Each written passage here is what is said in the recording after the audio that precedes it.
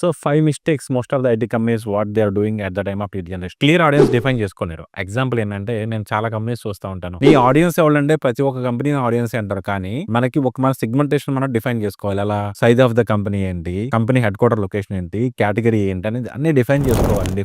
Week website content. So అంటే నేను చూస్తాను చాలా ఐటీ కంపెనీస్, చాలా పెద్ద పెద్ద టెక్ కంపెనీస్ మా దగ్గర ఐటీ టీమ్స్ ఉన్నాయి ఎవరిని ఇవన్నీ అంటారు. కానీ చాలా వాళ్ళ వెబ్సైట్ చాలా వీక్ గా ఉంటుంది అండ్ వాళ్ళ కంటెంట్ స్ట్రాటజీ చాలా డల్ గా ఉంటుంది. ఎందుకంటే వాళ్ళు అందరు క్లయింట్స్ చేయడంలో బిజీ ఉంటారు. కానీ వాళ్ళ వెబ్సైట్స్ ఇవన్నీ పట్టించుకో నోన్ పర్సన్ అయినా సరే మన వెబ్సైట్ ఏంటి, మన డిజిటల్ ప్రెజెన్స్ ఏంటని చూస్తారు. Number 3 sales pitch everywhere. అంటే మన కస్టమర్స్ కి ఉన్న పెయిన్ పాయింట్స్ ఏంటి, మన కస్టమర్స్ కి ఏమో కావాలని అడ్రస్ చేసుకోకుండా మా సర్వీసెస్ తీసుకోండి, మా కంపెనీ మంచిది, నో వన్ కేర్స్. మనం ఏం చెప్పాలంటే మనం ఏంటి, మన కంపెనీ ఏంటి, మన ఎక్స్పర్టైజ్ ఏంటి, మన ఏ ఇండస్ట్రీలో ఎక్స్పర్టైజ్, మన వల్ల ఆ కంపెనీకి వచ్చే వాల్యూ అనేది మనం గుర్తుపెట్టుకోవాలి. No remarketing strategy. ఎగ్జాంపుల్ మనకి email marketing, email nurturing series ఉంటాయి, లేదంటే రీమార్కెటింగ్ యాడ్స్ ఉంటాయి. ఇలాంటివి రన్ అయిపోతాయి. ఏంటంటే కస్టమర్ వెబ్సైట్కి వస్తాడు, చూస్తాడు, వెళ్ళిపోతాడు. కానీ మన బ్రాండ్ అని ఎలా ఫీల్ అవ్వాలి? రీమార్కెటింగ్ చేస్తే customer feel that we are big brand. Final one metrics analyse చేయకపోవడం. అంటే మనకి లీడ్స్ వస్తున్నాయా, వస్తున్నాయి, ఎక్కడి నుంచి వస్తున్నాయి, ఏ సోర్స్ నుంచి వస్తున్నాయి, ఎంత ట్రాఫిక్ వస్తుంది, ఏ లీడ్స్ మన క్వాలిటీ అనేది మనం రెగ్యులర్ గా ఆడిట్ చేసుకుంటాం, మెట్రిక్స్ చేసుకుంటాం. అంటే మనకి లీడ్ జనరేషన్ యాక్టివిటీస్ అనేవి బాగా చేసుకోవచ్చు.